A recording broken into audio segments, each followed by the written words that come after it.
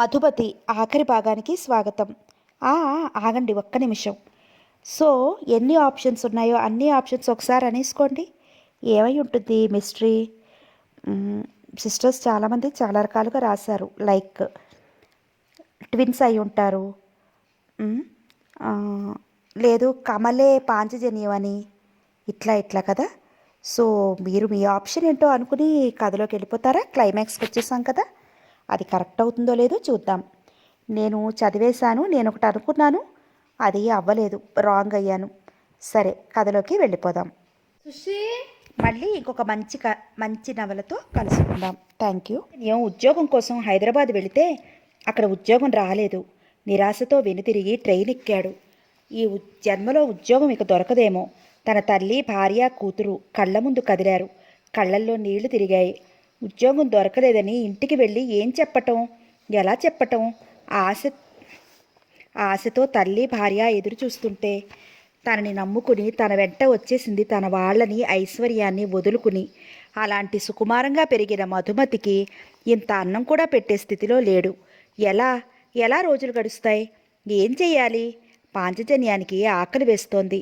అప్పు చేసుకుని ఇంటర్వ్యూకి వచ్చాడు. ఉద్యోగం ఏమిటో తెలిసిపోయింది. ఆ ఉద్యోగం మంత్రిగారుల రికమెండేషన్ లేకపోతే లంచాలు వాటితో ముడిపడి ఉంది. ఇక రికమెండేషన్, అటు డబ్బు లేక తనకి ఉద్యోగం ఎలా వస్తుంది? బాధపడసాగాడు. ఈ బాధకు తోడు ఆకలి బాధ ఎక్కువ అవసాగింది. మంచినీళ్ళు త్రాగి ఉన్నాడు. నీరసంగా ఎలాగో అనిపించింది. టికెట్ కొనుక్కోగా 2 రూపాయలు ఉన్నాయి. ఏమైనా కొనుక్కుని తిందామనుకున్నాడు. కూతురు గుర్తుకు వచ్చింది.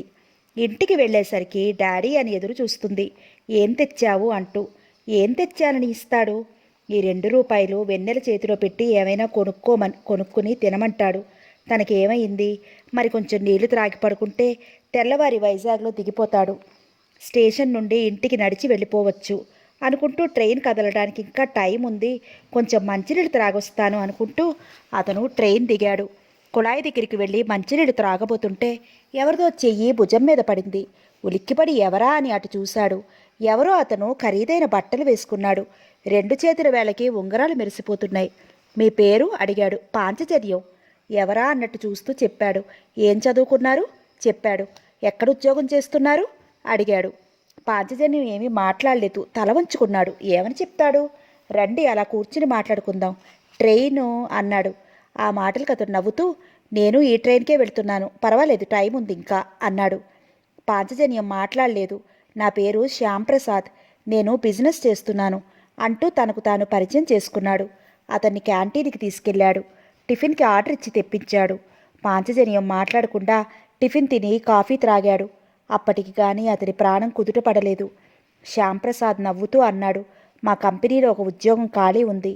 పాంచజన్యం ఆశతో చూశాడు. ఆ ఉద్యోగం తనకిప్పిస్తే మనసులో అనుకుంటూ మౌనం వహించాడు. మీరిప్పుడు ఏం ఉద్యోగం చేయటం లేదా? పాంచజన్యం మెల్లగా చెప్పాడు. ఉద్యోగం పోయిన విషయం, ఉద్యోగం కోసం ప్రయత్నిస్తున్న విషయం. శ్యాంప్రసాద్ ఆలోచిస్తూ, మా కంపెనీలో ఉద్యోగం ఇస్తాను కానీ అంటూ ఆగాడు. ఏమిటి చెప్పండి ఆతృతగా అడిగాడు. మా కంపెనీలో ఎక్కువ పని ఉండదు, కానీ మేమెక్కడికి వెళ్ళమంటే అక్కడికి వెళుతూ ఉండాలి, వెళ్ళను అనకూడదు. అలాగే, మీరు చెప్పినట్లు చేస్తాను అన్నాడు పాంచజన్యం ఉత్సాహంగా. అయితే ఈరోజు హైదరాబాదులో ఉండిపోతారా? ఉద్యోగం గురించి మాట్లాడుకుందాం. అలాగే ఉంటాను.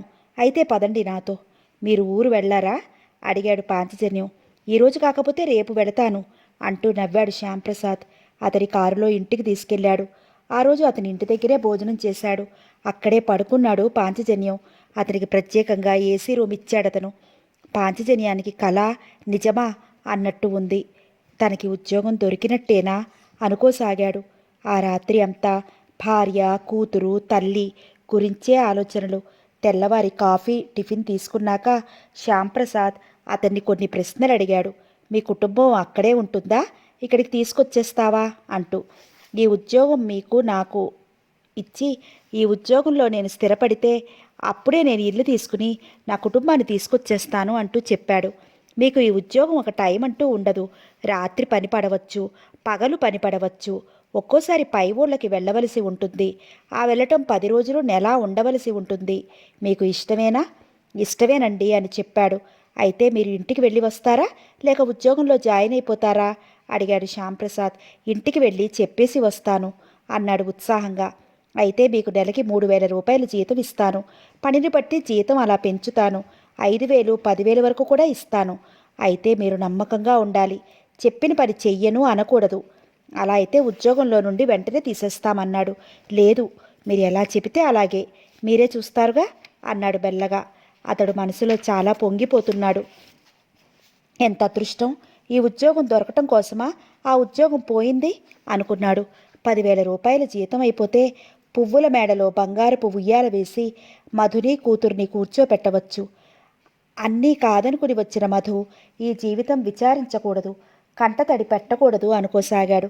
శ్యాంప్రసాద్ 10,000 రూపాయలు తీసి ఈ డబ్బు ఉంచండి అడ్వాన్స్గా అని ఇచ్చాడు. పాంచజన్యం సంతోషంగా తీసుకున్నాడు. ఆ సాయంత్రం ట్రైన్కి బయలుదేరడానికి నిశ్చయించుకున్నాడు. శ్యాంప్రసాద్ ఫస్ట్ క్లాస్ టికెట్ తెప్పించాడు. పాంచజన్యం కూతురికి భార్యకి అన్నీ కొని పట్టుకుని ట్రైన్ ఎక్కాడు. ఇంటికి వెళ్లటంతో భార్య కూతురు ఎదురు వచ్చారు. అతనికి ఉద్యోగం అవటంతో అందరూ సంతోషించారు. అక్కడ సరదాగా గడిపి హైదరాబాద్ ప్రయాణమయ్యాడు. వెళ్ళిన 10 రోజులు ఏ పని లేదు. హాయిగా తినటం, కారులో తిరగటం, అంతే పని. ఆ రోజు అతన్ని పిలిచి ఒక పెట్టి కారులో తీసుకువెళ్ళి అక్కడ అడ్రస్ చెప్పి, ఊరు చివర అతను ఉంటాడు, ఇచ్చేసిరా, పెట్టిలో ఏముందో తెలియదు, వెళ్ళి ఇచ్చేసొచ్చాడు. ఇచ్చి రావటంతోనే శ్యాంప్రసాద్ మెచ్చుకునేవాడు. అలా చాలాసార్లు పెట్టెలు ఎవరెవరికో అప్పగించాలో చెప్తే ఇచ్చేసేవాడు. ఒకరోజు అతన్ని పోలీసులు వెంట తరిమితే ఆ కారు వదిలేసి పెట్టి తీసుకుని చాలా అవస్థలు పడి చివరికి అతనికి అప్పగించేసి వచ్చాడు. ఈ విషయం తెలిసి శ్యాంప్రసాద్ కంగారు పడిపోయాడు. అతను పోలీసులకి దొరికిపోతాడేమోనని ముందుగానే చెప్పి ఉంచాడు. ఎవరడిగినా పెట్టి విషయం చెప్పకూడదు.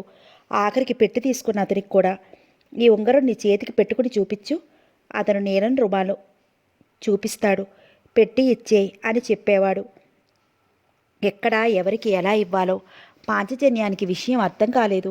తను ఎంత కష్టపడి పనిచేస్తే ఆ శ్యాంప్రసాద్ పెద్ద ఉద్యోగం ఇస్తాడని ఆశ.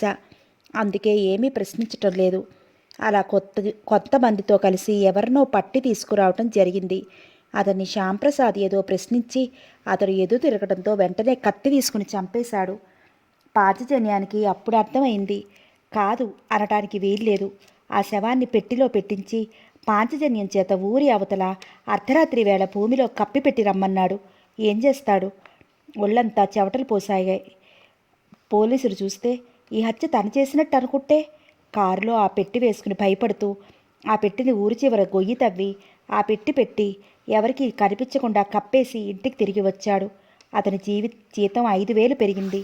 పాంచజన్యంలో హుషారు తగ్గిపోయింది. ఇలా ఎన్నాళ్ళు దొంగల ముఠాతో ఉంటే తల్లి, భార్య, కూతురు అందరూ అసహించుకోరు. ఊరు వెళ్ళాడు. భార్యకు తల్లికి ఏమీ చెప్పలేదు. మునుపు ఉన్న ఉత్సాహం అతనిలో లేదు. మనిషి యాంత్రికంగా తయారయ్యాడు. శ్యాంప్రసాద్ ఊరు వెళ్లే ముందు చెప్పి పంపించాడు. ఇక్కడ విషయాలు, అడ్రస్లు ఎవరికైనా తెలిస్తే మళ్ళీ రేపు నువ్వు ఉండవు, జాగ్రత్త. ఆఖరికి నీ భార్య, పిల్లలకు కూడా తెలియకూడదు, జాగ్రత్త. నేనేదైనా పని ఉంటే వైరిస్తాను, వెంటనే బయలుదేరి వచ్చేయాలి. మా ఆవిడ ఊరుకోలేదు, మా అమ్మ ఊరుకోలేదు అని అంటే కాదు, అక్కడ ఎలాంటి పరిస్థితి అయినా బయలుదేరి వచ్చేయాలి అని చెప్పడంతో సరే అన్నాడు. పని ఉంటే శ్యాంప్రసాద్ అతన్ని వైరిచ్చి ఊరు నుండి రప్పించేవాడు. ఒక్కసారి అలా చేసేవాడు కాదు. వైర్ రావడంతో వెంటనే బయలుదేరి వచ్చేసేవాడు. అతను మెచ్చుకున్నాడు. పాంచజన్యం చేత అతను ఎన్ని దొంగతనాలు చేయించాలో అన్నీ చేయించేవాడు. పాంచజన్యం తప్పని పరిస్థితుల్లో చేసేవాడు. శ్యాంప్రసాద్ చెప్పేవాడు, నా మాట కాదని ఎదురు తిరిగితే అంతే అంటూ. వేరే ఉద్యోగం చూసుకోవాలి ఎలా అనుకోసాగాడు. ఉద్యోగం ఎవరిస్తారు? జీతం 10,000 దాకా పెంచేశాడు. అలాంటి పాపిష్టి డబ్బుకి తను ఆశపడడు. కష్టపడి పైకి రావాలనుకున్న మనస్తత్వం అతడిది. బ్యాంకు దోపిడీలు, బంగారు షాపు దోపిడీలు, అతి నేర్పు మీద శ్యాంప్రసాద్ కాలు కదపకుండా చేయించేసేవాడు. ఎన్నైనా చేసేవాడు, ఏవీ చేయలేని పరిస్థితుల్లో. ఒకరోజు అతను పారిపోవడానికి ప్రయత్నిస్తే పాంచజన్యాన్ని గొలుసులతో బంధించి కొరడాతో కొట్టించాడు. ఆ బాధ భరించలేకపోయాడు. అయినా ఏమీ మాట్లాడలేదు. ఇక్కడ ఉండను అని చెప్పేశాడు. శ్యాంప్రసాద్, వీడిలా లొంగడు, వెళ్ళి వీడి భార్యను, తల్లిని, కూతుర్ని తీసుకురండి, అప్పుడు లొంగుతాడన్నాడు గట్టిగా నవ్వుతూ. పాంచజన్యం భయపడిపోయాడు. ఈ దొంగల ముఠాల మధ్యకి వాళ్ళు రాకూడదు అని. పారిపోను, ఇక్కడే ఉంటాను, మీరు చెప్పినట్టు వింటాను అంటూ. శ్యాంప్రసాద్ అతన్ని మెచ్చుకున్నాడు. చాలా మంచివాడివి అంటూ. అందరూ రాత్రులైతే త్రాగరు, ఆడవాళ్ళని పిలిపించుకుని నాట్యాలు చేయించుకోవటం, ఆ ఆడవాళ్ళతో వీళ్ళు నాట్యం చేస్తూ రాత్రంతా వాళ్ళతో గడపటం చేస్తూ ఉండేవారు. వాళ్ళు తీరిగ్గా ఉండే రోజు. పాంచజన్యం మాత్రం తాగేవాడు కాదు, ఆడవాళ్ళ వైపు కన్నెత్తి చూసేవాడు కాదు. అందరూ అతడిని ఆ త్రాగుల్లో పడేయాలని చూశారు. అతడు ఆ విషయంలో లొంగేవాడు కాదు. పాంచజన్యాన్ని శ్యాంప్రసాద్ ఎలా ఉపయోగించుకోవాలో అన్ని విధాలా ఉపయోగించుకునేవాడు. చాలా లాభం పొందసాగాడు. అతను పోలీసులకి దొరకకుండా చేసేవాడు ఏ పని అయినా. అందుకే శ్యాంప్రసాద్కి ఇష్టం. పాంచజన్యం అతను చెప్పే పనులు రోజురోజుకి చెయ్యలేకపోతున్నాడు. దొంగగా ముద్రపడిపోయాడు. హత్యలు, దొంగతనాలు ఎక్కువైపోయాయి. శవాన్ని మాయం చేయకుండా అతనే చేయసాగాడు. మనిషిని చంపేసి ఆ శవాన్ని రూపుమార్చడం కూడా అతని చేత చేయించేవాడు. ఫలానా అతను చనిపోయినా అతడిని వీళ్ళు పని అయ్యే వరకు బాధించి అతని చేత వీరునామాలు రాయించుకుని వేరే పని అయ్యే వరకు బంధించి ఈలోగా మరొకరిని చంపేసి ఆ శవాన్ని రూపు తెలియకుండా చేయించి అతడి స్థానంలో ఇతడు చనిపోయినట్టుగా అందరూ అనుకునేటట్టు చేసేవారు. ఆ తర్వాత బంధించి ఉంచిన అతన్ని చంపేసి ఎవరికీ తెలియకుండా చేసేసేవాడు. పాంచజన్యంలో హుషారు తగ్గిపోయి మనిషి యాంత్రికంగా తయారయ్యాడు. ఒకరోజు అతన్ని పిలిచి ఒక మార్వాడి ఇంట్లో దోపిడీ జరగాలి వారం రోజుల్లో. ఈలోగా ఆ మార్వాడి భార్యను నువ్వు మంచి చేసుకోవాలన్నాడు. అది నా వల్ల కాదని చెప్పడంతో, నువ్వు అందంగా ఉంటావు, ఆమె నీ వలలో పడిపోతుంది, ఆ నమ్మకం నాకు ఉంది. ఫలానా రోజున అతను ఊరెళ్తాడు. ఆ రోజు ఆమె ఒక్కరితే ఇంట్లో ఉంటుంది. ఆ రోజు నువ్వు ఆమె స్నేహంతో ఆ ఇంట్లో ప్రవేశించాలి. నువ్వు ఆమెతో అంటూ శ్యాంప్రసాద్ ఫెళ్ళున నవ్వుతూ భుజం తట్టాడు.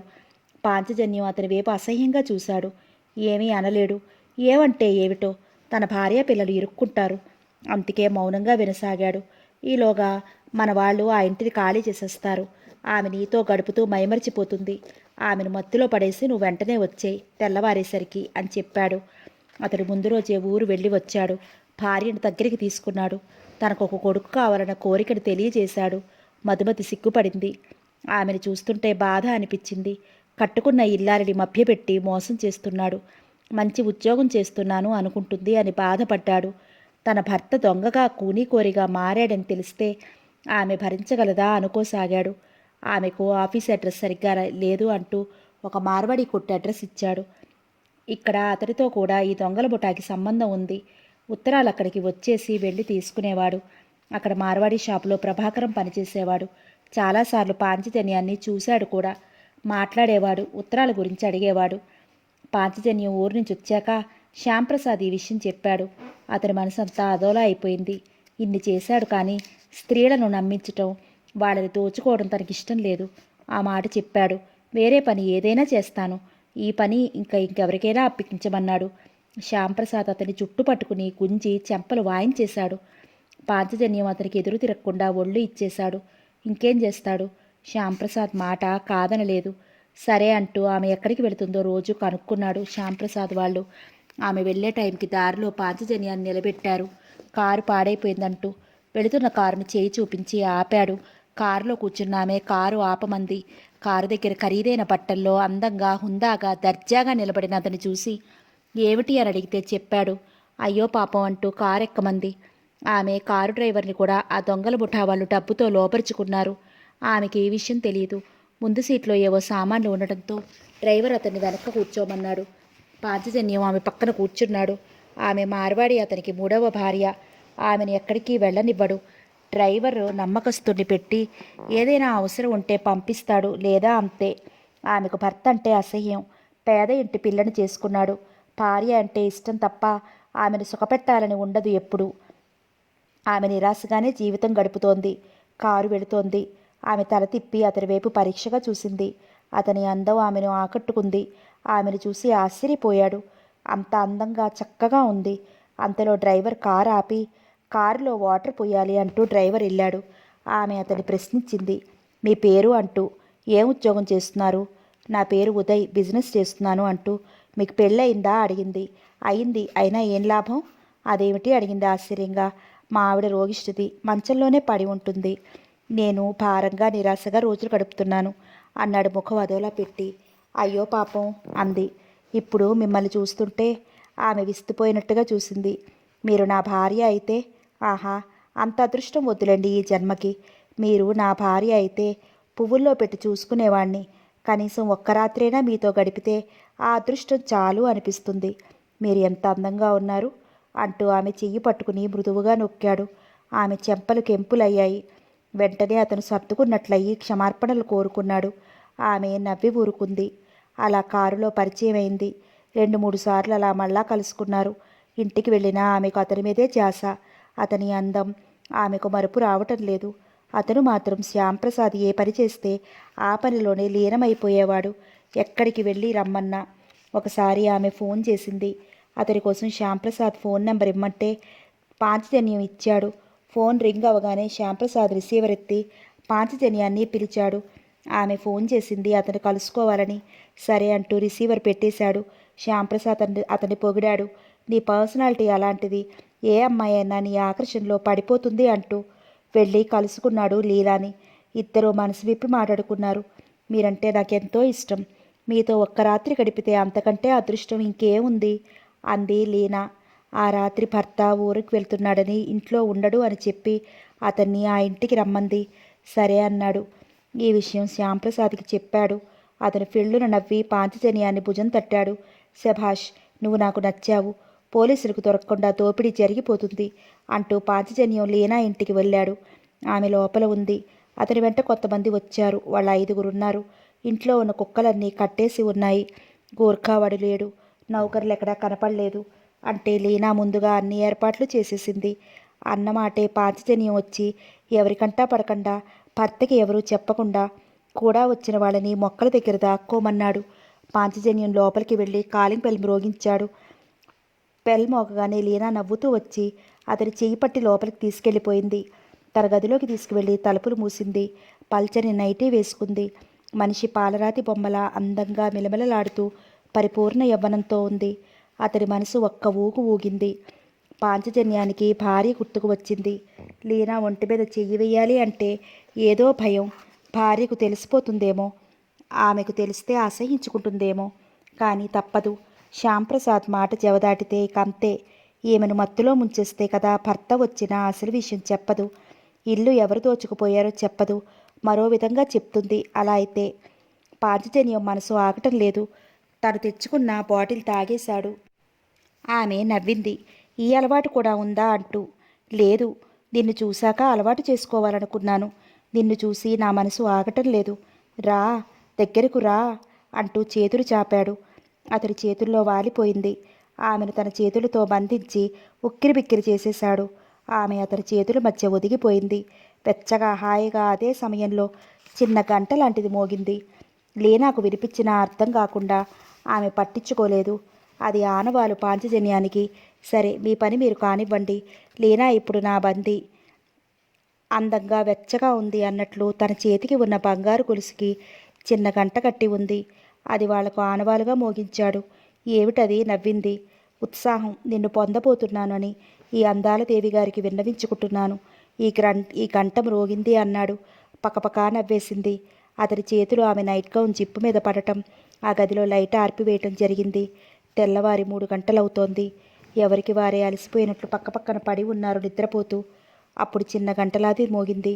మా పని అయిపోయింది, మేము వెళ్ళిపోతున్నామన్నట్లు పాంచజన్యానికి మెలకు వచ్చింది. పక్కన లీనా ఒళ్ళు మరిచిపోయి నిద్రపోతోంది. ఆమెను చూస్తే జాలేసింది. దగ్గరగా తీసుకుని తల నిమిరాడు. ఆమె కళ్ళు తెరిచి చూసి నవ్వింది. నేను వెళతాను అన్నాడు లేస్తూ. అప్పుడేనా? అయిష్టంగా చూసింది. తప్పదు, వెళ్ళాలి అన్నాడు. మళ్ళీ ఎప్పుడొస్తారు అడిగింది. నీ ఇష్టం అన్నాడు. మా ఆయన ఏ ఊరైనా వెళ్ళినప్పుడు కబురు చేస్తాను, రండి అంది మెల్లగా. అతను జాలిగా చూశాడు. శ్యాంప్రసాద్ ఇక లీనాని కలుసుకోనివ్వడు. ఆ ముఠాలో పద్ధతులు అలాంటివి. తమ పని అయిపోగానే ఎలాంటి ప్రేమ అయినా స్నేహం అయినా ఇక అంతా మర్చిపోవలసిందే. ఆ విషయం లీనాకెలా చెప్తాడు? వస్తారు కదూ అడిగింది. అతని గుండెల మీద తల ఆంచుకుంటూ వస్తాను అంటూ చెప్పి బయలుదేరాడు. వాళ్ళు వెళ్ళిపోయిన తర్వాత అతను ఇంకా ఉండకూడదు. వీలైనంత త్వరగా వెళ్ళిపోవాలి.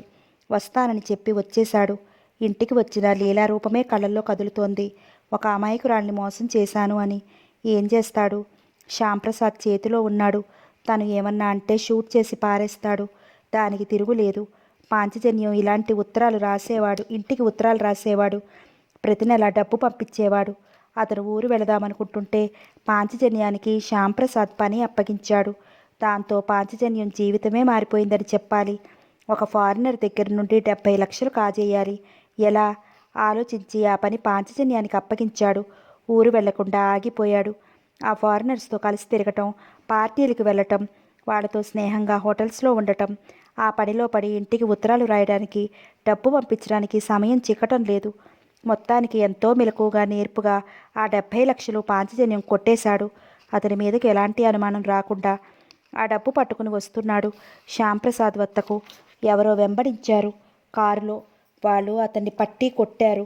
మోకాళ్ళ మీద ఇనుప కడ్డీలతో బాదారు. మోచేతుల దగ్గర కొట్టారు.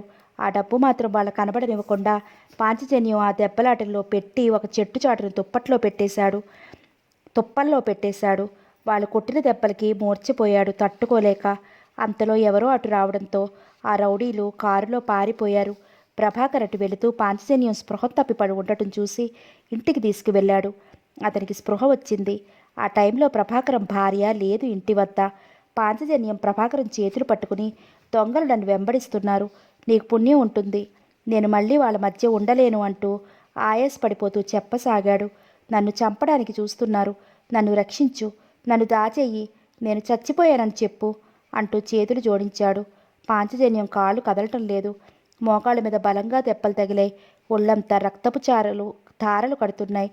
దాహం దాహం అని అంటుంటే మంచినీళ్ళు పట్టించి డాక్టర్ని తీసుకురావటానికి పాంచజన్యాన్ని గదిలో పెట్టి తాళం వేసి రహస్యంగా వెళ్ళాడు. ప్రభాకరంకి అప్పుడే ఉద్యోగం పోయింది. మార్వాడి అతనితో ఘర్షణ పడ్డాడు.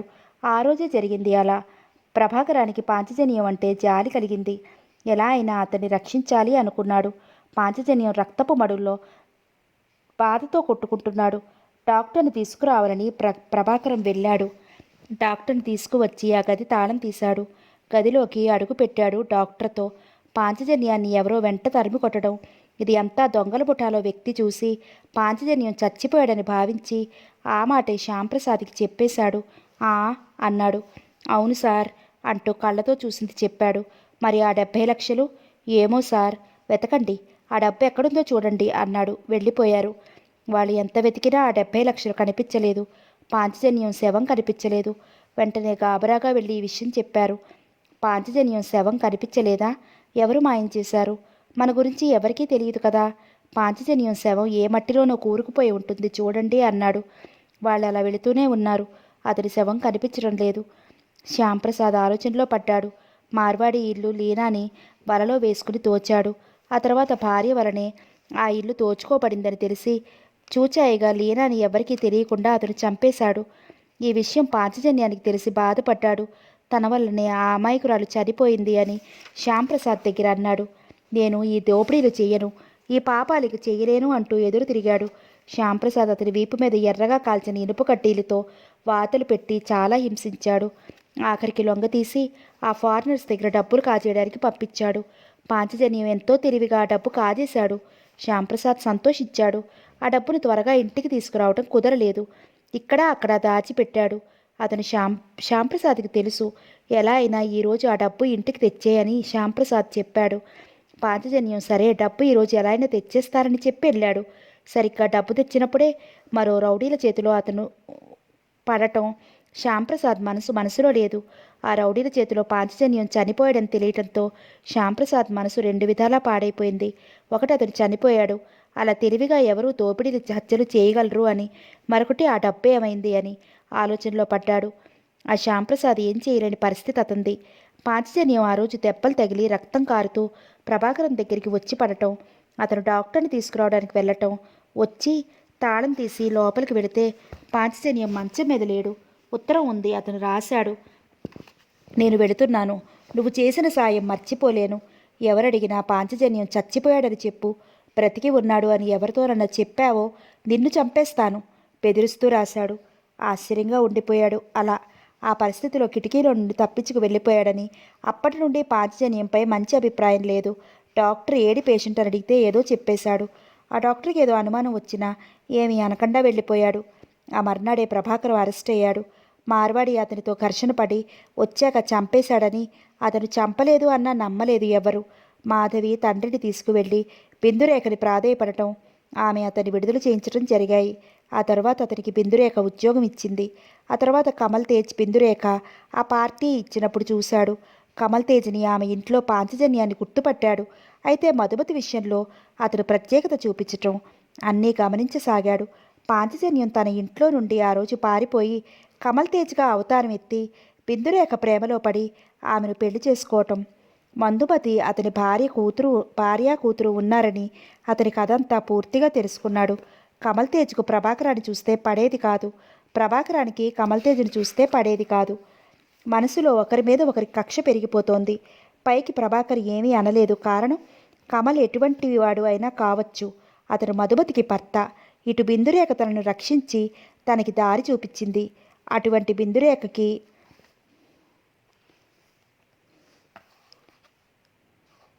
ఈ పరిస్థితుల్లో అతను మౌనం వహించాడు. అతను ఎంత చెడ్డవాడో ఎక్కడా చెప్పలేదు. మనసులో పెట్టుకున్నాడు. చాలా రోజులు గడుస్తున్నాయి. అలా ఇప్పుడు ఈ విధంగా కమల్ ప్రభాకర్ మీద చేయి చేసుకోవడం ప్రభాకరానికి కోపం వచ్చింది. ఈ విషయం వెళ్ళి బిందురేఖకు చెప్పాడు. ఆమె మండిపడింది. కోపంగా వెంటనే బయలుదేరి వెళ్ళింది కమల్ తేజ్ ఇంటికి. ఆమె వెళ్ళేసరికి మధుమతి తులసమ్మ ఇంటి వద్ద లేరు. కమల్ తేజ్ మేడ మీద తన గదిలో ఉన్నాడు. తిన్నగా మేడ మీదకి వెళ్ళింది నౌకర్లు చెప్పటంతో. మిస్టర్ పాంచజన్యం అంటూ కోపంగా పిలిచింది. నువ్వా బిందురా? ఆశ్చర్యం సంతోషం అతన్ని పెనవేసుకున్నాయి. నేను బిందువుగా రాలేదు, కటువుగా చెప్పింది. మరి? అతని కనుబొమ్మలు ప్రశ్నార్థకంగా ముడుచుకున్నాయి. మీరు ప్రభాకరం మీద చెయ్యెందుకు చేసుకున్నారు? ఆ విషయం కనుక్కోవడానికి వచ్చాను. నీకు విషయం చెప్పినవాడు ఆ విషయాలన్నీ చెప్పలేదా? ఏ విషయం? రెట్టించి అడిగాడు. అదే రౌడీల చేత నన్ను కొట్టించిన విషయం. అతను మిమ్మల్ని కొట్టించాడని ఎలా అనుకుంటున్నారు?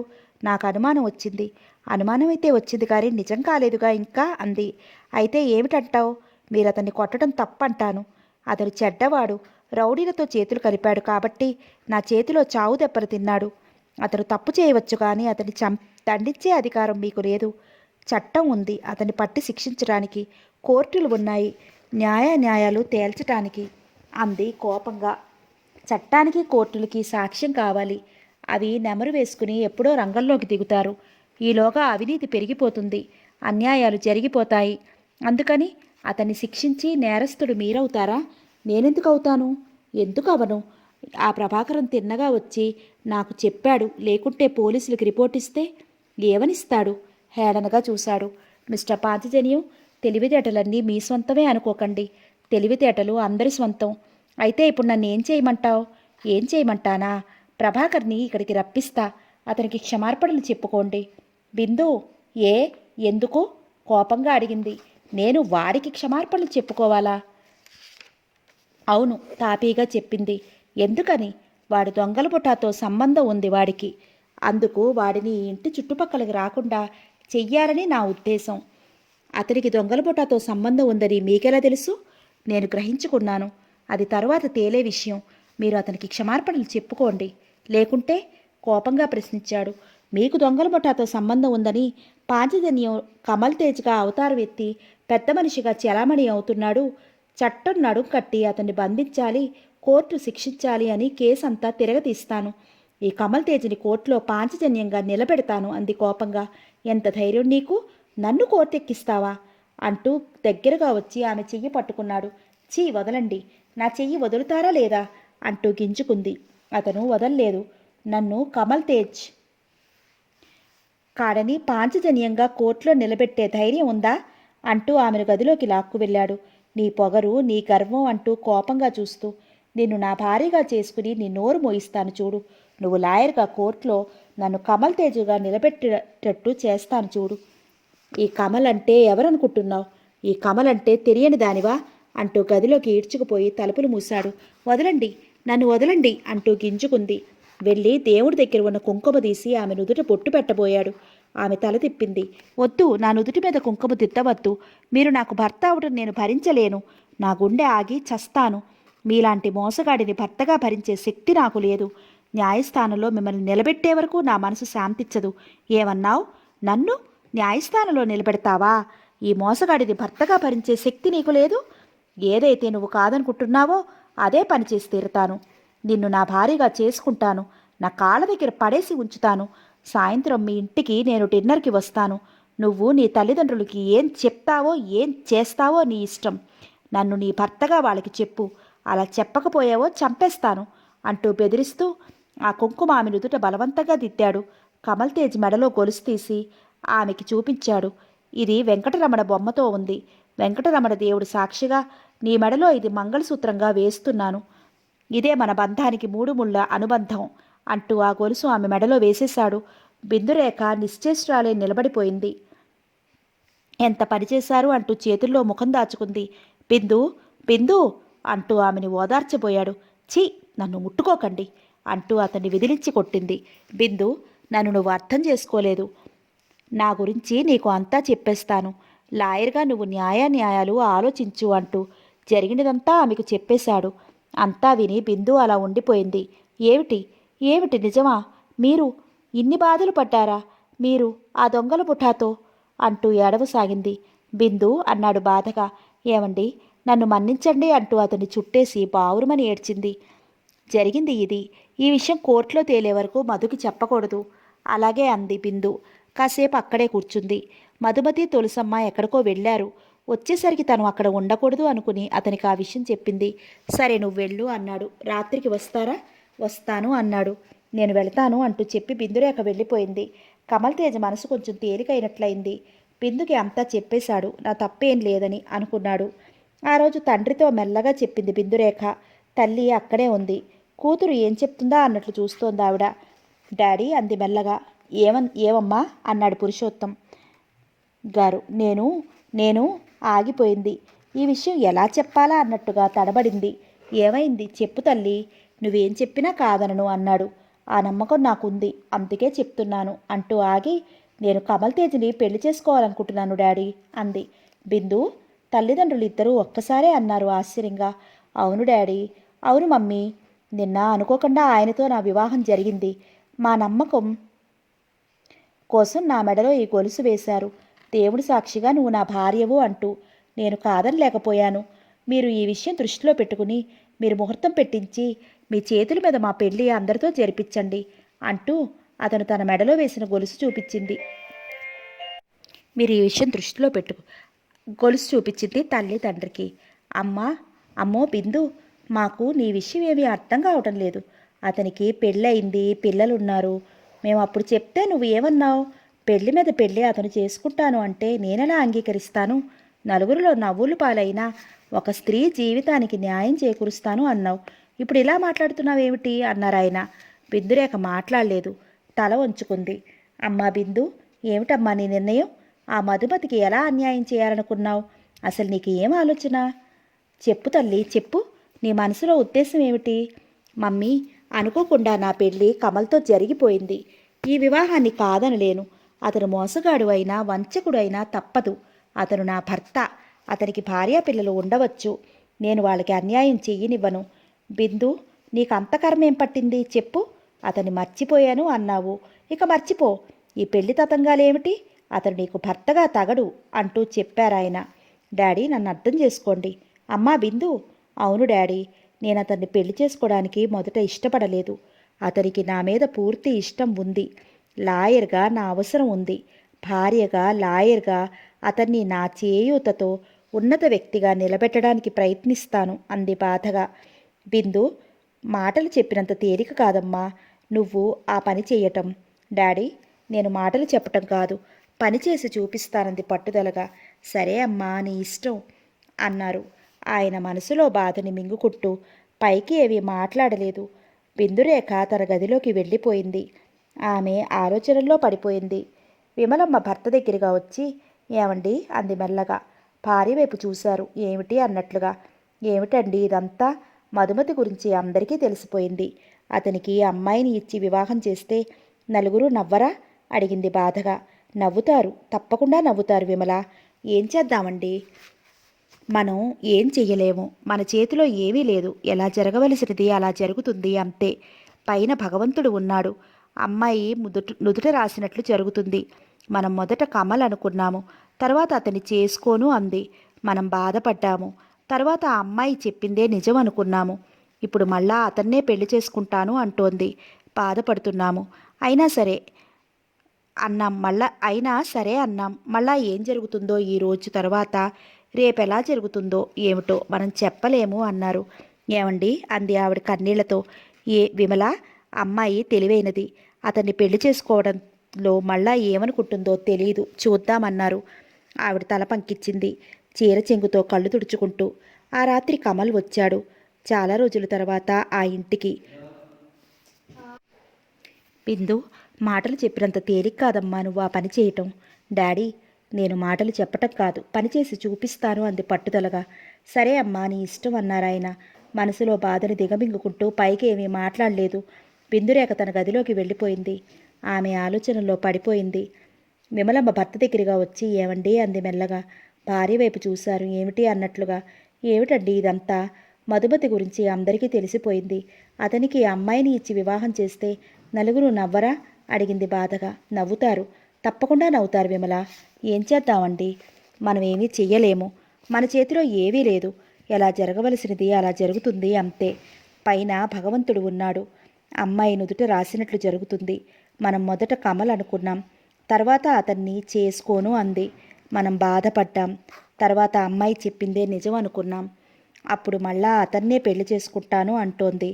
బాధపడుతున్నాం. అయినా సరే అన్నాం. మళ్ళా ఏం జరుగుతుందో, ఈ రోజు తర్వాత రేపెలా జరుగుతుందో ఏంటో మనం చెప్పలేము ఏమండి అంది ఆవిడ కన్నీళ్లతో. విమల, అమ్మాయి తెలివైనది. అతన్ని పెళ్లి చేసుకోవడంతో మళ్ళా ఏమనుకుంటుందో తెలీదు, చూద్దాం అన్నారు. ఆవిడ తల పంకిచ్చింది చీర చెంగుతో కళ్ళు తుడుచుకుంటూ. ఆ రాత్రి కమల్ వచ్చాడు. చాలా రోజుల తర్వాత ఆ ఇంటికి. పురుషోత్తం గారు అతనితో బాగా మాట్లాడారు. విమలమ్మ కూడా బాగానే మాట్లాడింది. మనసులో బాధపడినా ఆవిడ మధు గురించి ఏమీ మాట్లాడలేదు. అక్కడే భోజనం చేశాడు. పురుషోత్తం గారు చెప్పారు, మీ పెళ్లికి త్వరలో ముహూర్తం పెట్టిస్తాను అని. కమల్ చిరునవ్వు నవ్వాడు ఆయన చూడకుండా. బిందు వైపు ఓరగా చూశాడు. ఆమె ముఖంలో సంతోషం లేదు, ఏదో ఆలోచిస్తోంది. ఆమె మనసంతా ఆలోచనమయంగా ఉంది. ఆ రాత్రంతా చాలాసేపు అక్కడే ఉండి ఇంటికి వచ్చేశాడు. ఆ ఇంటికి తరచూ వెళుతున్నాడు. వాళ్ళ పెళ్లి మధుమతి ప్రసవించాక చేసుకోవాలని నిశ్చయించుకున్నారు. మధుమతి నెలలు నిండుతున్నాయి. 9 నెలలు పూర్తి కాలేదు ఇంకా. ఆమె గదిలో పడుకునే ఉంటుంది. ఎక్కువ తిరగడం లేదు. కమల్ ఆమెను బాగానే చూస్తున్నాడు. ఆమె కూడా సంతోషంగానే ఉంటోంది. కూతుర్ని బాగానే చూస్తున్నాడు. తులసమ్మ సంతోషంగానే ఉంటోంది. బిందుని రహస్యంగా కలుసుకుంటూనే ఉన్నాడు. మధుమతికి తెలియదు ఈ విషయం బిందురేఖ ఎవరికీ చెప్పవద్దు అంటూ ప్రభాకరానికి రహస్యంగా చెప్పేసింది. కమల్ తేజ్ తను పెళ్లి చేసుకోబోతున్నట్లు.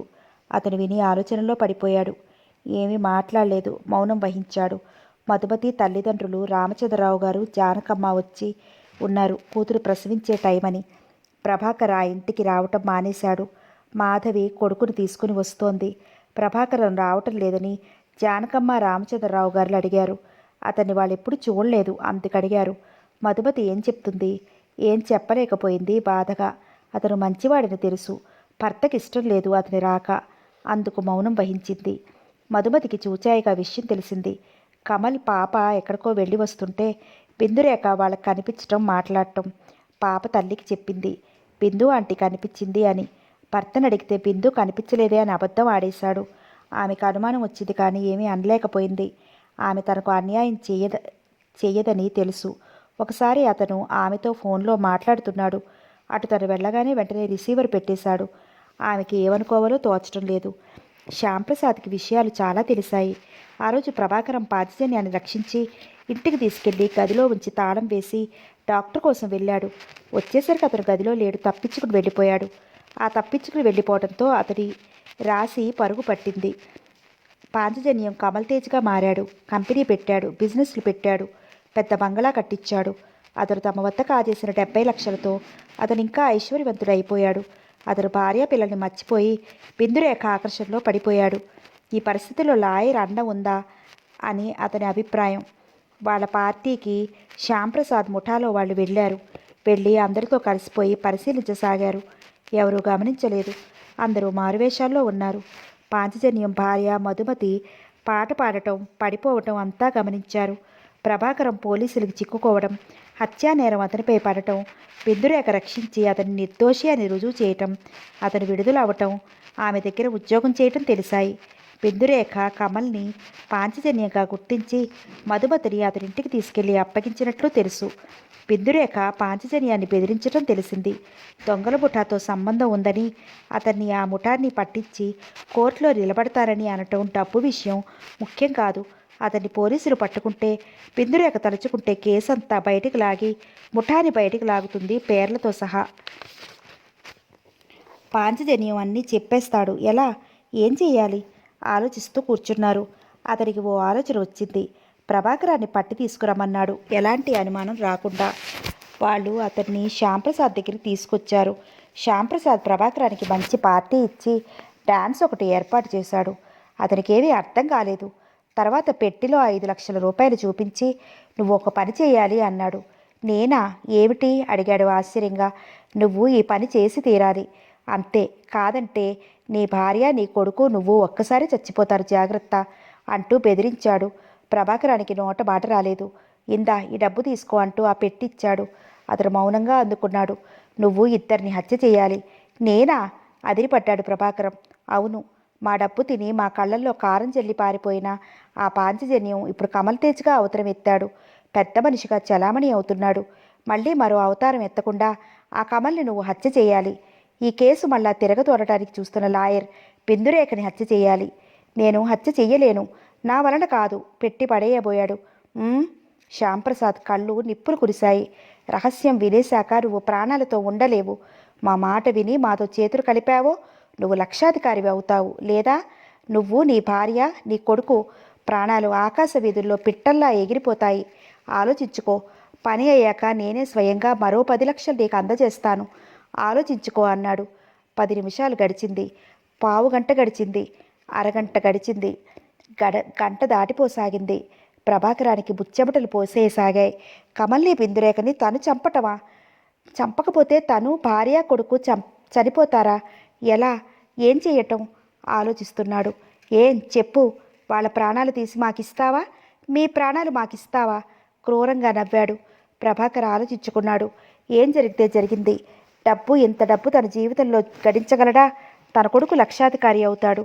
ఆలోచన రాగానే సరే, కమల్ని బిందురేఖని చంపుతాను అని చెప్పాడు. శభాష్, అలా ఉండాలి. అదే ధైర్యవంతుల లక్షణం అంటూ మెచ్చుకున్నాడు శ్యాంప్రసాద్. వెళ్ళు అన్నాడు. ప్రభాకర్ పెట్టి తీసుకుని వెళుతుంటే, అంత డబ్బు నీకు అడ్వాన్స్గా ఇవ్వటమే కాదు, మా రహస్యాన్ని నీకు చెప్పేశాం అంటే మా గుట్టు నీ చేతికి చిక్కినట్టే అని సంబరపడకు. రాత్రి పగలు 100 కత్తులు వెంటాడుతూ ఉంటాయి. మాకే మస్కా కొట్టాలని చూసావా? ఆ 100 కత్తులు నీ గుండెల్లో ఒక్కసారి దిగిపోతాయి. ఆ తర్వాత నీ భార్య, కొడుకు అంటూ గట్టిగా నవ్వాడు. ప్రభాకరం ఒక్క క్షణం అలా నిలబడి, వస్తా, 3 రోజుల్లో పని ముగించి మిగతా డబ్బు తీసుకుంటా అని చెప్పి వెళ్ళిపోయాడు.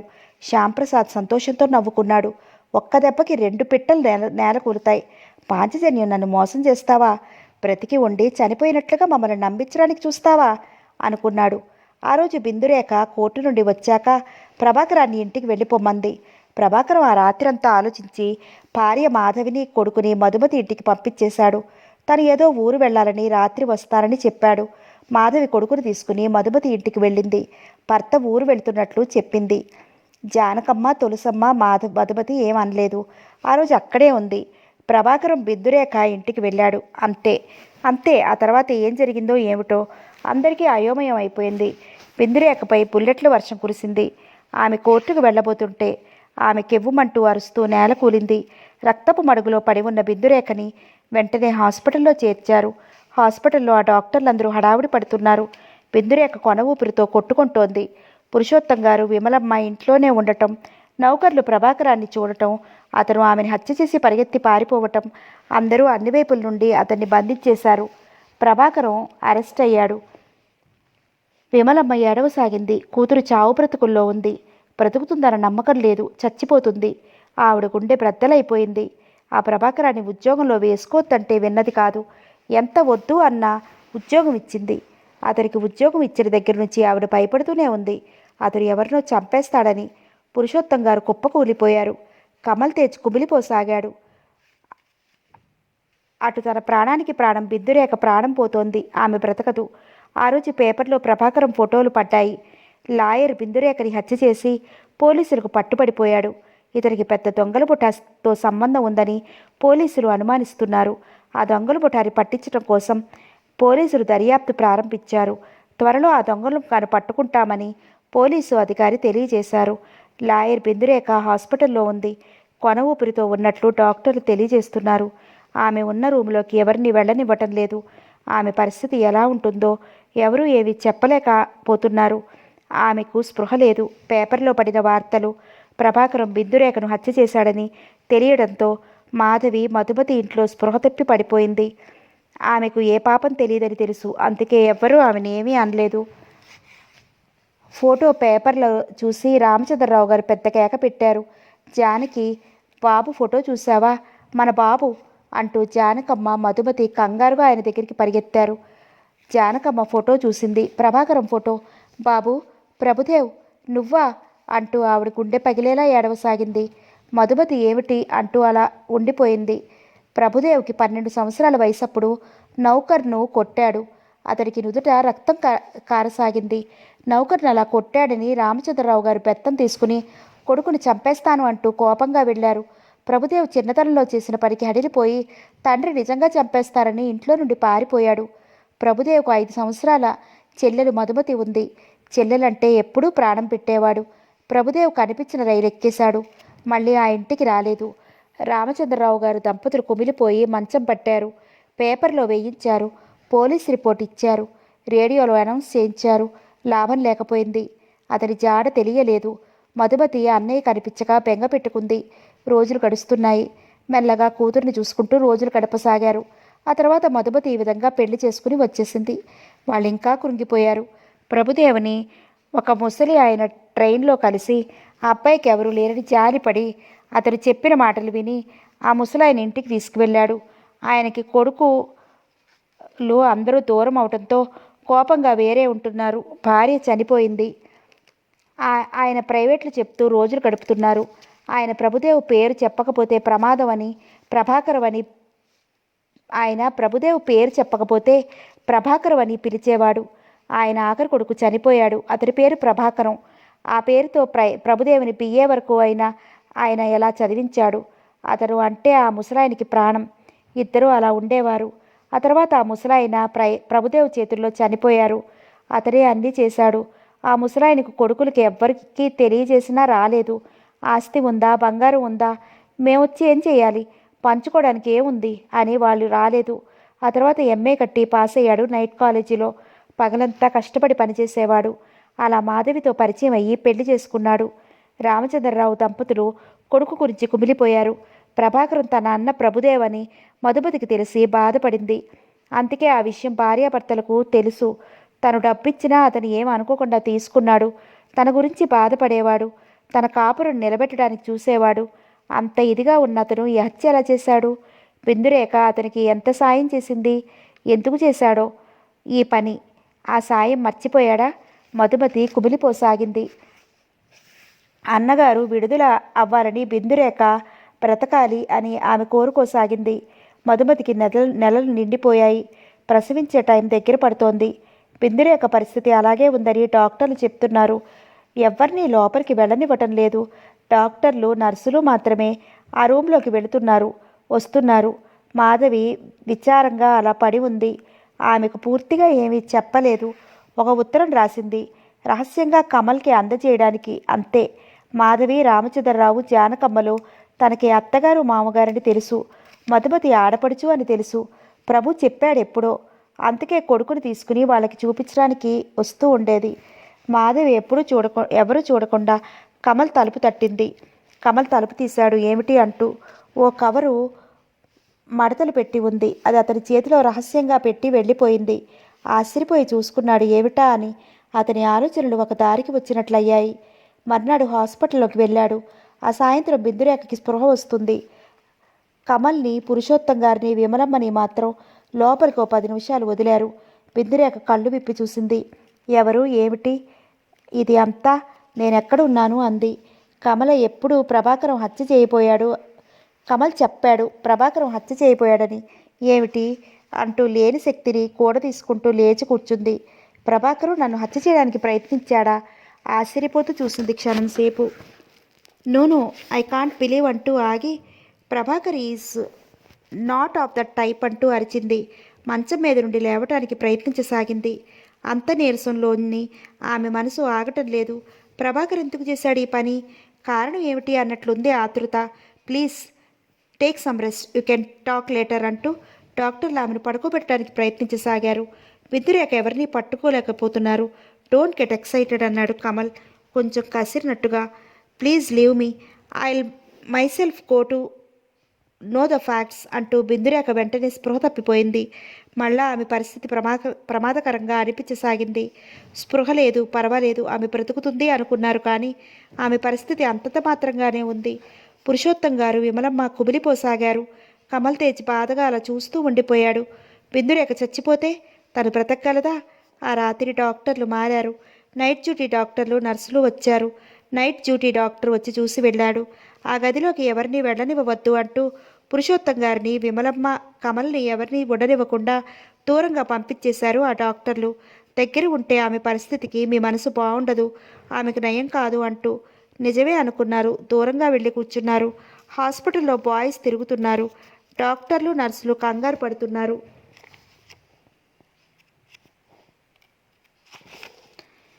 కమల్ వాళ్ళకి ఈ విషయం తెలీదు. దూరంగా ఉండడంతో పెద్ద డాక్టర్ ఓ నర్సును తీసుకుని లోపలికి వెళ్ళాడు. అంతే, తలుపులు మూసేయబడ్డాయి. లాయర్ బిందురేఖ చేతికి కట్టుతో కోర్టులో హాజరైంది ప్రభాకరం తరపున వాదించటానికి. బిందురేఖకు ప్రభాకరం ప్రభుదేవ్ అని, రామచంద్రరావు గారి కొడుకు మధుమతికి అన్న అని అతను చెప్పాడు. కమల్గా మీరు పెళ్లి చేసుకోబోతున్న అతని పేరు పాంచజన్యం, నా చెల్లెలు భర్త అతను అని అప్పుడు చెప్పాడు. అప్పుడు పాంచజన్యం గురించి పూర్తిగా చెప్పలేదు, తర్వాత చెప్పాడు. అతన్ని మీరు గమనిస్తూ ఉండండి, నాకేదో అనుమానంగా ఉంది అంటూ అప్పటి నుండి ప్రభాకరాన్ని ప్రత్యేక అభిమానంతో చూస్తూ ఉండేది. ఇంట్లో పారిపోయి నా అనే వాళ్ళకు దూరం అయ్యాడు. ఐశ్వర్యవంతుడై ఉండి బాధలు పడుతున్నాడు అని శ్యాంప్రసాద్ ప్రభాకరాన్ని పిలిపించి డబ్బిచ్చి భయపెట్టడంతో ఇంటికి వచ్చి ఏం చేయాలో తోచలేదు. ఆ విషయం బిందురేఖకి చెప్పాలి అంటే అవకాశం లేదు. అందరూ తనని 10 కళ్ళతో గమనిస్తున్నారు. ఏమాత్రం అజాగ్రత్తతో ప్రవర్తించినా తన ప్రాణానికి ముప్పు. బిందురేఖ కమల్ గురించి అంతా తనకు తెలిసిన విషయం. అతను చెప్పిన విషయం దాచకుండా ప్రభాకర్కి చెప్పేసింది. అతనికి నిజం తెలిసింది. కమల్ తప్పులేదని తెలిసింది. ఎలా వాళ్ళిద్దరినీ రక్షించటం? ఎవరిని ఉపాయం అడుగుతాడు? మాట్లాడటానికే వీల్లేదు. బిందురేఖ ఇంటికి వెళుతుంటే చూస్తున్నారు 10 కళ్ళతో. అప్పుడు ఏం చెప్తాడు? ఆలోచించుకుని ఒంట్లో బాగోలేనట్టు వెళ్ళి హాస్పిటల్లోకి డాక్టర్ని కలుసుకుని తన పరిస్థితి చెప్పాడు. బిందురేఖ కానీ హాస్పిటల్లో జాయిన్ అయితే ఆమెను రూములో ఉంచి ఎవరిని లోపలికి రానివ్వద్దు, పరిస్థితి బాగోలేదు, కొనవీపురుతో ఉందని పోలీసు అధికారితో మాట్లాడి పేపర్లో వార్తలు వచ్చినట్లు చూడండి అని చెప్పాడు. భార్యకి ఉత్తరం ఇచ్చాడు. అది కమల్కి అందజేయమని. బిందురేఖ పరిస్థితి ఏమీ చెప్పలేము, బ్రతుకుతుందా చనిపోతుందా అని పేపర్లో చూడగానే ఎలా అయినా శ్యాంప్రసాద్ వస్తాడు.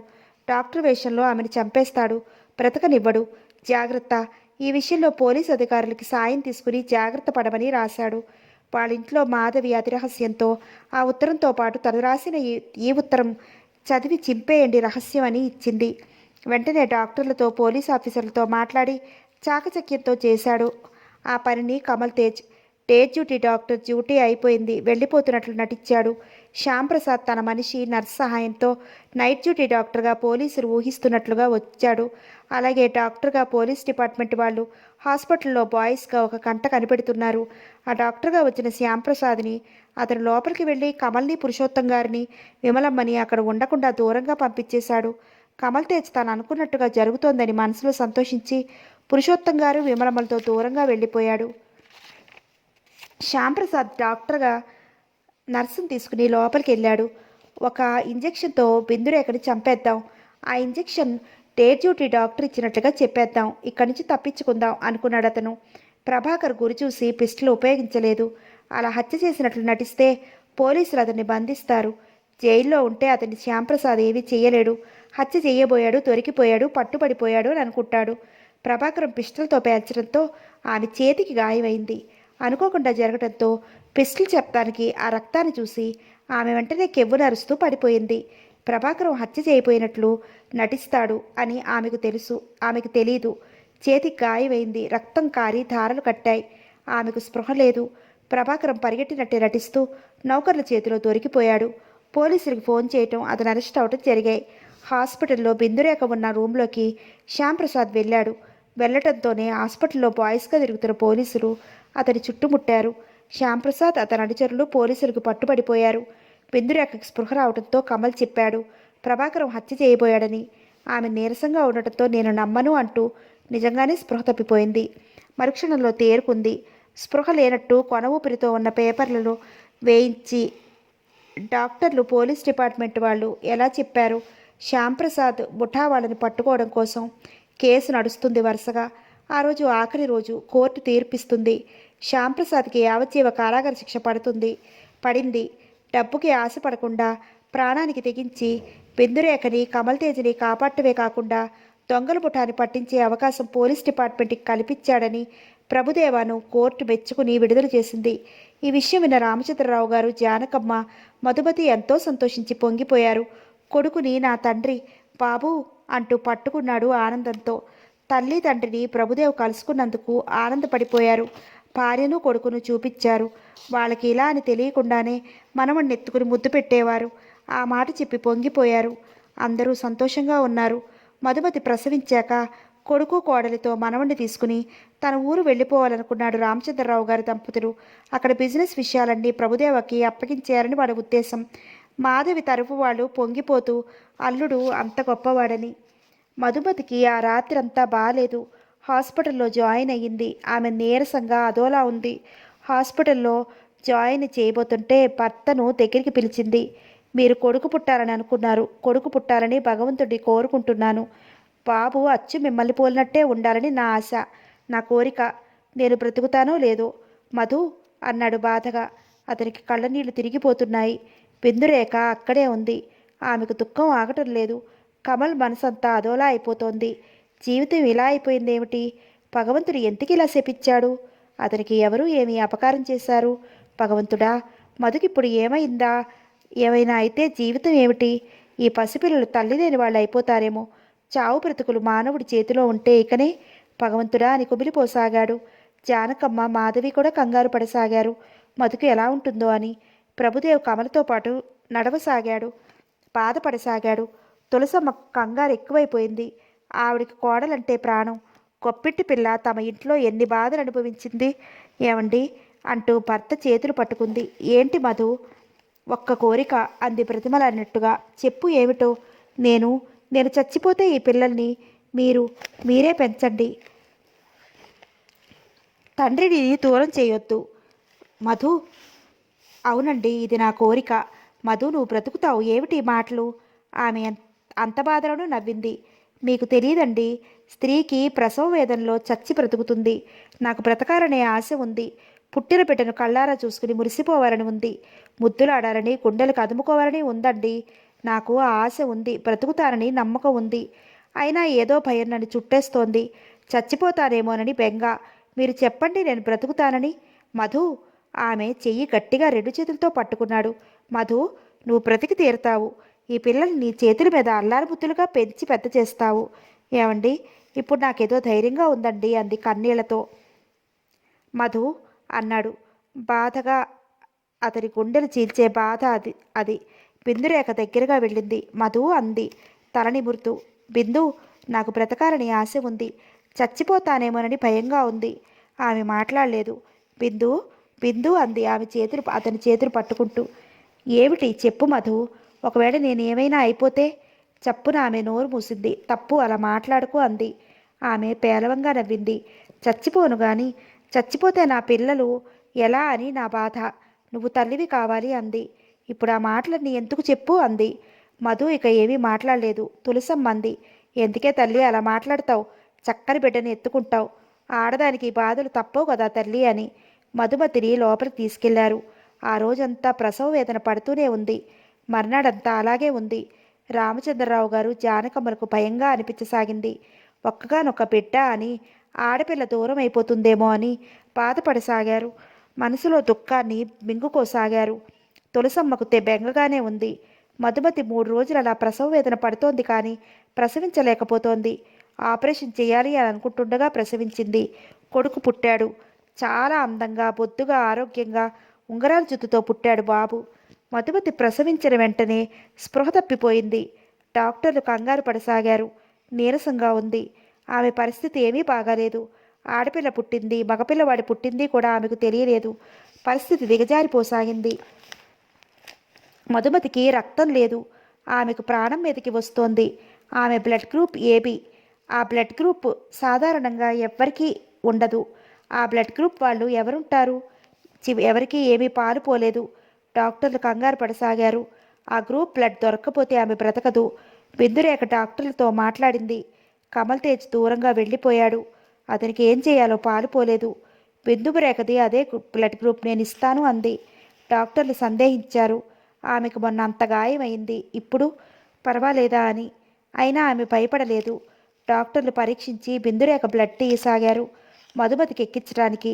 బిందురేఖ మనసులో 1000 దేవుళ్ళకి మొక్కుకోసాగింది. భగవంతుడా, మధుమతి బ్రతకాలి, పుట్టిన బిడ్డను ఎత్తుకుని ముద్దులాడాలి అనుకుంటూ. మధుమతికి రక్తం ఎక్కించసాగారు. ఆమెకు స్పృహ లేదు. ముఖమంతా నల్లగా కమిలిపోయినట్లు అదోలా అయిపోతోంది. డాక్టర్లు కంగారు పడిపోతున్నారు. రక్తం మెల్లగా ఎక్కుతోంది. మధుమతి కొద్దిగా కదిలింది. డాక్టర్లు, బిందురేఖ, ప్రభుదేవ్, పురుషోత్తం గారి దంపతులు, మాధవి, తులసమ్మ అందరూ కంగారు పడుతున్నారు. మధుమతి కొద్దిగా మళ్ళీ కదిలింది. రక్తం ఎక్కిస్తున్నారు. మధుమతి ముఖం ఇంకా నల్లబడిపోయి కమిలిపోతోంది క్షణక్షణానికి. కమల్ తేజ్ దూరంగా వెళ్ళిపోయి నిలబడ్డాడు. అతని మనసంతా అదోలా అయిపోయింది. కమల్ తేజ్ ఇంటికి ఆ రోజు బిందురేఖ మధు వాళ్ళని వెంట పెట్టుకుని వచ్చింది. భారీగా స్వీకరించమంటూ. ముసలావిడిని చూసి, పసిపిల్లను చూసి జాలేసింది. ముసలావిడను అమ్మ అని పిలవడానికి, పసిపిల్ల చేత డాడీ అని పిలిపించుకోవడానికి ఇష్టపడ్డాడు. కానీ మధుమతి చేత సేవలు చేయించుకోవడానికి ఇష్టపడలేదు. ఆమె ఏడుస్తుంటే ఆ రోజు రాత్రి తులసమ్మ తన గదిలోకి వచ్చి తల్లిగా చివాట్లు వేసింది. అప్పుడు బాధపడి వాళ్ళ కథ ఏదో ఉందని ఆమెను కూర్చోబెట్టి వివరాలు అడిగాడు. తులసమ్మ, ఆవిడ భర్త నరసింగరావు గారు, మూర్తి గారు, ఆయన భార్య అందరూ కలిసిమెలిసి ఉండేవారు పిల్లలు పుట్టకముందు. నరసింగరావు గారు, మూర్తి గారిది ఎంతో స్నేహం, అంటే చెప్పలేని స్నేహం. అప్పటికి పిల్లలు లేరు. ఆ తర్వాత ఇద్దరూ ఒక్కసారే తల్లులు కాబోతున్నారు. ఈ వార్త మూర్తిగారికి, నరసింగరావు గారికి సంతోషంగా అనిపించింది. ఆవిడకు తులసమ్మకు నెలలు నిండాయి. ఇద్దరిని ఒకరోజే హాస్పిటల్లో జాయిన్ చేశారు. తులసమ్మకు ఆపరేషన్ చేసి పిల్లల్ని బయటికి తీశారు. ఆవిడకి 2 మగపిట్టలు, కవలలు పుట్టారు. స్పృహ రాలేదు ఆవిడికి ఇంకా. మూర్తిగారి భార్యకు ఆడపిల్ల పుట్టిపోయింది. ఆవిడికి తెలియదు. ఆమె పరిస్థితి బాగోలేదు. డాక్టర్లు చెప్పారు ఆవిడికి పుట్టిన బిడ్డ పోయింది అని తెలిస్తే బ్రతకదు అని. మూర్తిగారు ఏడ్చేశారు. నా భార్య చనిపోతే నేను ఎలా బ్రతుకుతాను అంటూ. నరసింగరావు గారు ఆలోచించి తన కవల పిల్లలు ఇద్దరిలో ఒక కొడుకును తీసి మూర్తిగారి చేతిలో పెట్టారు. నీ భార్య పక్కన వెయ్యి, ఇది రహస్యంగా ఉంచేయి అంటూ. మూర్తిగారు నరసింగరావు గారికి త్యాగానికి పొంగిపోయారు. తులసమ్మకు ఆవిడకు స్పృహ వచ్చింది. ఇద్దరికీ మగపిట్టలు అని చూసుకున్నారు, మురిసిపోయారు. డాక్టర్లు, నర్సులు ఎవ్వరూ చెప్పలేదు. హాస్పిటల్లో నుండి ఇంటికి వచ్చేశారు. తులసమ్మ, రత్నావతమ్మ కొడుకుల్ని ఇద్దరు అల్లారుముద్దగా పెంచుకుంటున్నారు. నరసింగరావు గారి మనసు ఒక్కొక్కసారి కలుక్కుమనేది. కొడుకుని ఇచ్చేశానే అని. స్నేహం అలాంటిది. అలా ఇవ్వకపోతే రత్నావతమ్మ చనిపోతుంది. మూర్తిగారి జీవితంలో చీకట్లు ముసురుకుంటాయి. ఆ తర్వాత మూర్తిగారు, రత్నావతమ్మ కొడుకుని తీసుకుని రంగూన్ వెళ్ళిపోయారు. అక్కడి నుంచి ఉత్తరాలు రాసేవారు. మూర్తిగారు రాసేవారు. ఒకరోజు పిడుగులాంటి వార్త విన్నారు ఎవరో చెప్తే. ఆ తర్వాత ఉత్తరం రాసి తెలుసుకున్నారు మూర్తిగారి దంపతులు కొడుకుతో సహా యాక్సిడెంట్లో చనిపోయారని. అప్పుడు భార్యకు చెప్పారు బాధపడిపోతూ, వాళ్ళ అబ్బాయి కాడు, నీ కడుపున కవలలు పుట్టారు అని. అప్పుడు ఆ తల్లి ప్రాణం కదిలిపోయింది. ఎంత పని చేశారండి, నా కొడుకును వాళ్ళకి నాకు తెలియకుండా ఇచ్చేశారా? మీకు చేతులు ఎలా వచ్చాయి? ఇక్కడ మన దగ్గర అయితే బ్రతుకును, వాడితో పాటు అక్కడ వాళ్ళ దగ్గర చచ్చిపోయాడు అంటూ భర్తను పట్టుకుని ఏడవసాగింది. చాలా రోజులు మంచం దిగలేదు. ఈ విషయం పాంచజన్యం విన్నా చిన్నతనం అంతగా పట్టించుకోలేదు. అప్పుడు అంతవరకు తులసమ్మకు తెలుసు. అదే విషయం దాచకుండా కమల్కి ఆ రోజు రాత్రి చెప్పింది, అంతే. అప్పటి నుండి కమల్ మనసు మారింది. ఆ విషయం తులసమ్మకు చెప్పలేదు. తనే పాంచజన్యంగా మసలసాగాడు. పాంచజన్యం కనిపించే వరకు తులసమ్మకు, మధుకి, పాపకి అలా కనిపించాలని నిశ్చయించుకున్నాడు. మధు మనసు ఆ రోజు నుంచి కష్టపట్టేవాడు కాదు. మధుని కసురుకోకుండా చూసేవాడు. పాంచజన్యం, కమల్ తేజ్ ఇద్దరు కవలలు కావటంతో ఇద్దరు ఒకే పోలికలతో ఉన్నారు. ఒకే రంగు, ఒకే పొడవు, ఒకేలా ఉన్నారు. అందుకే అందరూ పొరపడ్డారు. రంగూల్లో జనార్దన్ రావు గారు కనిపించి కమల్ను తీసుకువెళ్ళటం నిజం. ఆయన కూతురు మధుమతి డాక్టర్ ఉండటం నిజం. ఈ మధుమతిని చూస్తుంటే చనిపోయిన ఆ డాక్టర్ మధుమతి గుర్తుకు వచ్చి జాలిగా స్నేహంగా చూసేవాడు. ఆఫీసులో పనిచేస్తున్నప్పుడు కారు ఏర్పాటు చేసి ఇల్లు ఇమ్మని చాలా బాగా చూసేవాడు. పెద్దిరేఖ ఇది అంతా అబద్ధం అనుకుంది. డాక్టర్ మధుమతి గురించి కట్టుకథ చెప్పారు అనుకుంది. నమ్మలేదు. తను చెప్పింది అక్షరాల నిజం. ప్రభాకరాన్ని చూసి అతను జైలు నుండి వచ్చాడు అని నమ్మేవాడు కాదు. అంతే. ఎవరికి ఏ అపకారం తలపెడతాడో అని భయం. కమల్ని చూసి పాంచజన్యం అని రౌడీలా వెంటబడితే ప్రభాకరానికి ఇందులో భాగం ఉందనుకున్నాడు. ఆ తర్వాత తెలిసింది. ఈ విషయాన్ని ప్రభాకరాన్ని కొట్టాడని బిందు తేల్చడానికి వస్తే పాంచజన్యం వేరని, ఈ విషయం తెలిస్తే మధుగుండె ఆగిపోతుందని, పాంచజన్యం విషయం తెలుసుకుని అతనికి శిక్ష పడకుండా చెయ్యాలని, అందుకు నీ సాయం కావాలని చెప్పాడు. నిజం తెలుసుకుని బాధపడింది, ఏడ్చింది. అప్పటి నుండి అతన్ని మళ్ళీ మనసారా ప్రేమించసాగింది. ఈ విషయం ప్రభుదేవుకి చెప్పిందామె. అతను బాధపడ్డాడు. పాంచజన్యం విషయం కనుక్కోసాగాడు. ఆ రోజు పాంచజన్యం తెప్పలతో రక్తం కారుతుండగా ప్రభాకరం ఇంటికి వచ్చి తను చనిపోయినట్లు చెప్పమని రక్షించమన్నాడు. ప్రభాకరం డాక్టర్ని తీసుకురావడానికి వెళ్ళాడు. ఈలోగా శ్యాంప్రసాద్ అనుచరులు శ్యాంప్రసాద్కి తెలియకుండా వెంబడించి ప్రభాకరం ఇంట్లో ఉన్నాడని తెలుసుకుని కిటికీలో నుండి లోపలికి ప్రవేశించి అతడిని ఎత్తుకుపోయారు. పాంచజన్యం కదలలేని పరిస్థితుల్లో ఉన్నాడు. మోకాళ్ళ మీద ఇనుప కడ్డీలతో కొట్టారు. చేతుల మీద, మోచేతుల మీద ఇనుప కడ్డీలతో కొట్టారు. అలాంటివాడు ఎలా తప్పించుకుపోయాడో అర్థం కాలేదు. అతనికి పాంచజన్యం రాసినట్లు వాళ్ళు ఉత్తరం రాశారు. అతను తనని మోసం చేశాడని బాధపడ్డాడు ప్రభాకరం. అందుకే కోపం అతనికి. అందుకే పరీక్షగా చూసేవాడు కోపంగా. కమల్ పాంచజన్యంగా అనుకుని పాంచజన్యం పారిపోయి కమల్గా అవతలను ఎత్తి అతన్ని మోసం చేస్తున్నాడని అతని కోపం. పాంచజన్యాన్ని వాళ్ళు ఎత్తుకుపోయి ఆ 70 లక్షలు ఏం చేశావు చెప్పు అంటూ హింసించసాగారు. అతన్ని అలాగే ఈడ్చుకుపోయి ఇంకా ఇంకా కొట్టసాగారు. కాలు కదపలేకపోతున్నాడు. చేతులు కదపలేకపోతున్నాడు. భరించరాని బాధ, దాహం. కళ్ళు చీకట్లు క్రమ్ముకున్నాయి. ఏమీ చెయ్యలేని పరిస్థితి. పాంచజన్యం దొంగల ముఠాలో చిక్కుకున్న దొంగ కాదు. శ్యాంప్రసాద్ డబ్బు అతనికి అప్పచెప్పేయాలనుకున్నాడు. ఆ రౌడీలు పడనివ్వటం లేదు. ఆఖరికి ఆ డబ్బు చూపించే వరకు వదలలేదు. ఆ 70 లక్షలు దొరకటంతో ఈ విషయం పాంచజన్యం శ్యాంప్రసాద్కి చెప్పేస్తాడని భయంతో అతని రక్తాలు కారినట్లు కొట్టి ఊరికి దూరంగా తీసుకుపోయి అక్కడ ఊబి ఉంటే అతన్ని ఆ ఊబిలో పడేశారు. కాళ్ళు చేతులు కొట్టుకోవడానికి కూడా లేదు. కాళ్ళ మీద, చేతుల మీద బలంగా తెప్పలు తగిలాయి. ఆ రౌడీని చూస్తుండగానే పాంచజన్యం ఊబిలో కూరుకుపోసాగాడు. పాంచజన్యం పూర్తిగా ఊబిలో కూరుకుపోయాడు. అది కళ్ళతో చూసి రౌడీలు గట్టిగా నవ్వుకుని పారిపోయారు.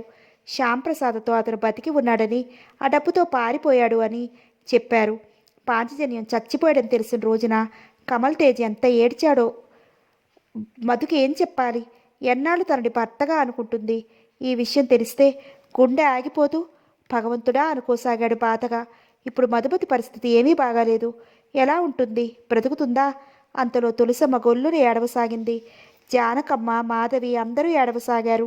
కమల్ క్షణం సేపు అలా ఉండిపోయాడు. ఏమైంది? మధుమతికి ఎలా ఉంది? ఆమెకేవీ కాలేదు కదా భగవంతుడా అనుకోసాగాడు. అక్కడికి వెళ్ళాలి అంటే భయం. ఏం కబురు వినవలసి వస్తుందో అని. ఏమైనా తప్పదు. తోడబుట్టిన మనిషే చనిపోయాడు. ఉద్యోగం దొరక్క, తినటానికి తిండి లేక ఆ దొంగల ముఠాలో ఇరుక్కుని ప్రాణాలు పోగొట్టుకున్నాడు. తను ఇంత ఐశ్వర్యవంతుడై ఉండి అన్నగారికి ఉద్యోగం ఇవ్వలేకపోయేవాడా? అంతకుముందే వీళ్ళు పరిచయం అయి ఉంటే కమల్ మనసులోనే బాధపడసాగాడు. మెల్లగా అటు వెళ్ళాడు. అందరూ ఏడుస్తుంటే మధుమటి ప్రాణం అప్పుడే పోయింది.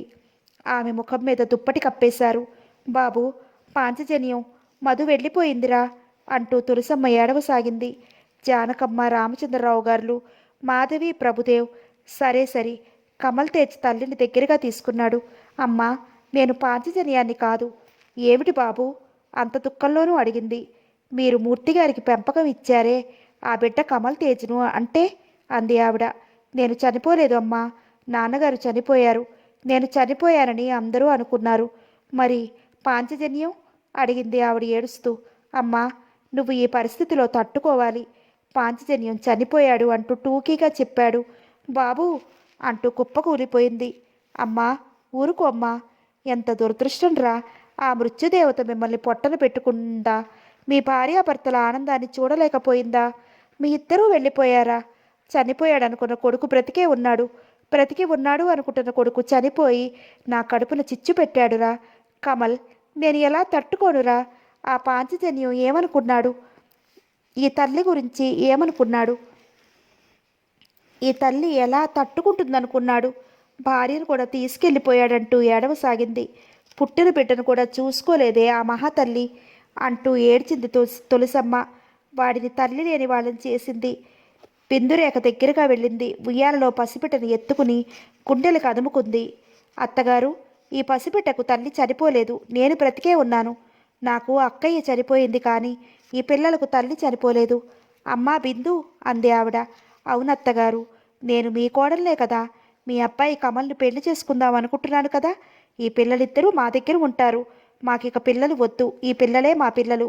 ఈ పిల్లల్ని చూసుకుంటూ అక్క పాంచజన్యం గారు ఈ పిల్లల్ని ఎలా పెంచాలని కలలు కన్నారో ఆ కలలు నిజం చేస్తాము, ఆయన నేను అంటూ కమల్ వైపు చూసింది. అమ్మా అంటూ కమల్ దగ్గరగా నిలబడి తల్లికి ధైర్యం చెప్పాడు. అమ్మా, మధు వెళ్ళిపోయిందని మనం బాధపడుతున్నాం, కానీ మధు వెళ్ళింది ఎక్కడికి? పాంచజన్యం దగ్గరికి. ఆమె బ్రతికి ఉండే కంటే చనిపోవటం మంచిదమ్మా. మధు బ్రతికి ఉంటే పాంచజన్యం మరణ వార్త విని కుమిలిపోయి ఉండేది. ఆ కబురు తెలియకుండా హాయిగా కళ్ళు మూసుకుంది. అదృష్టవంతురాలమ్మా, మధు అదృష్టవంతురాలు అంటూ కళ్ళ నీళ్లు తెచ్చుకున్నాడు. అతను దుప్పటి కప్పి ఉన్న మధుమతి శవం దగ్గరికి వెళ్ళాడు. దుప్పటి తీసి చూసి మళ్ళా దుప్పటి కప్పేసి ఆమె పాదాల మీద చెయ్యి వేశాడు. మధు, నీ పిల్లల్ని నేను బిందు పువ్వుల్లో పెట్టి పెంచుతాం.